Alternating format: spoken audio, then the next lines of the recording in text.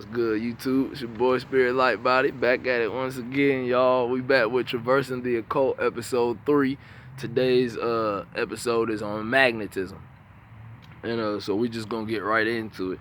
Alright, so the occultists state that magnetism is emanating from everything. Me, you, plants, animals, everything in our reality has an aura, right?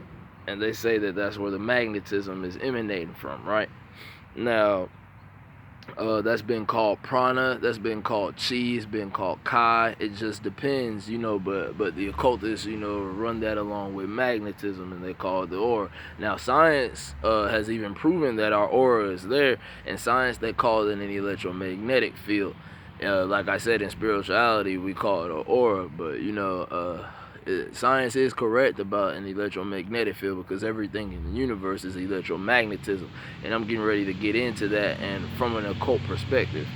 Alright, the occultists state that the aura is the origin of the feeling of sympathy and antipathy, They also state that the aura is a magnetic emanation of prana in sync with the mind and spirit, meaning basically that your mind and your spirit influence your aura. You see what I'm saying? Like, I can literally see mine, you know what I'm saying? Like, I have to focus in on it to see it, but when I focus in on it, I can see my aura. Some people can, some people can't, if you train yourself, you meditate daily and you train yourself, you can see your aura. That's how I got to the point where I can see mine.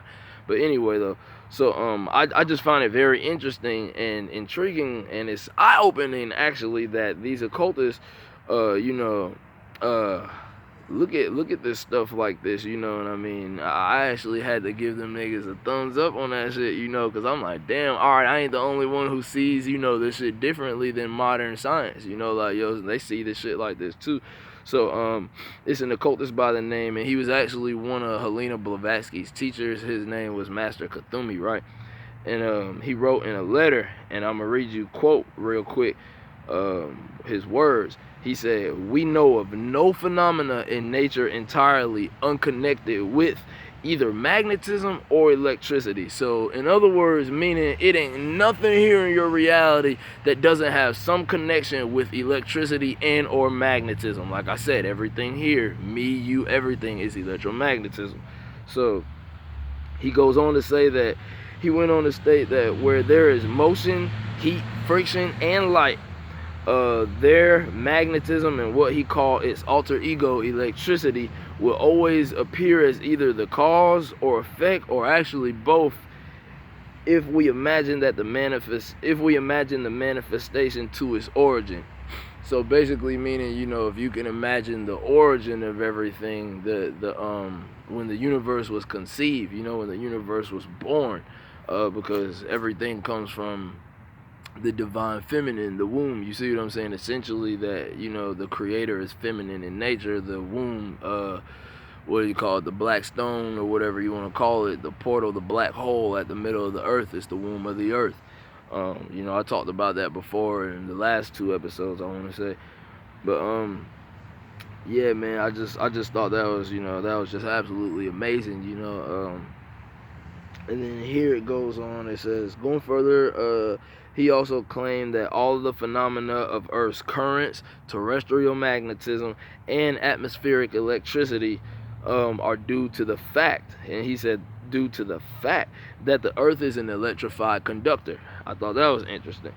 And then Kuthumi also said it was a fact, and he said to them it was a fact that it is the Earth's magnetism that produces winds, storms, rain. I mean, dog, y'all, that is so deep. Y'all, like, that is so deep. Wind, storm, rains due to the Earth's magnetism. Y'all, this ain't adding up with what we was taught. You see what I'm saying? I mean, they taught us a lot of stuff in school, but I don't remember learning about no magnetism being that strong of a force. You see what I'm saying? And we're going to get to that. Hold on. We about to get into something a little bit deeper here. So, I done talked to y'all about Helena Blavatsky before or whatever, and Master Kuthumi, as they call him. Nigga ain't my master. No, but Kuthumi is one of her teachers or whatever. So in Blavatsky's book, The Secret Doctrine, she stated, and I agree, she stated that gravity is not a force of nature, and that blew a lot of people's minds. You know, like these occultists, you know, they're like me, you know, like, you know, they go against that shit. Like, man, they wasn't scared to go against it, and neither am I. You know what I'm saying? I'm not scared to voice my opinion. If I don't agree with some shit, I don't agree with it. And I hope y'all is the same way. Like, yo, if you don't agree with some shit, even if it's something I'm saying, question everything, y'all. Even all this shit I'm saying, question it. You know what I'm saying? And you can find this shit for yourself. You know, I ain't making this shit up.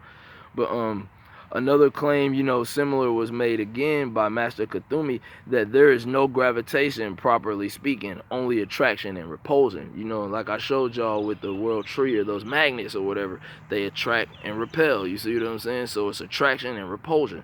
And right here it goes on, I wrote that attraction and repulsion were also mentioned by Blavatsky as the forces that explain the effect of gravity.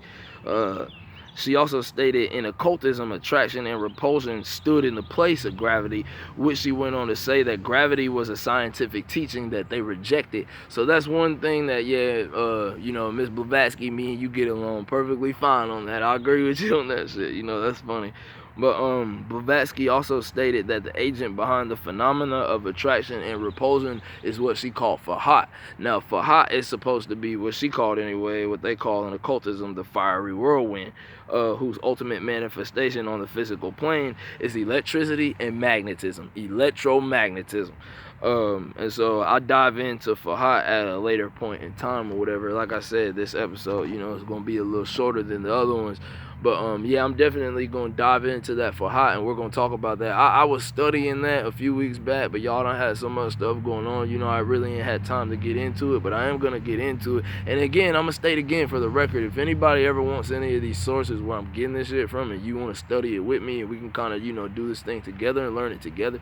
Because, man, you know, I got a lot of stuff going on, so I can't always, you know, dive into this stuff how I want to. If anybody else wants some of these sources and you want to get into it on your own time, you know, and shit, what you learn, relay it back to me, and, you know, we work on this thing together, because we're learning and growing together. You know what I'm saying? I'll never claim to know everything and know it all, because that would be a lie. And I'm just trying to be real with y'all. I'm like y'all. I'm just trying to find the truth, just like y'all are. You know what I'm saying?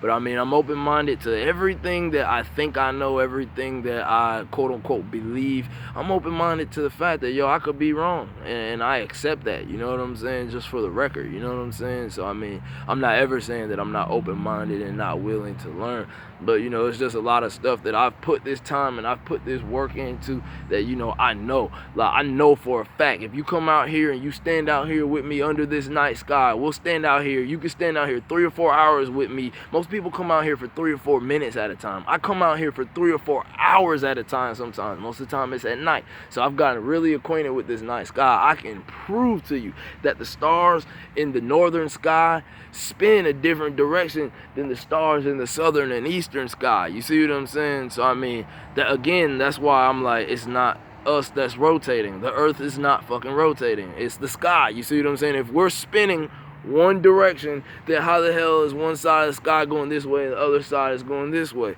To me, that's more like the ancients, like the ancestors said, that there's a sky firmament that rotates over and around us.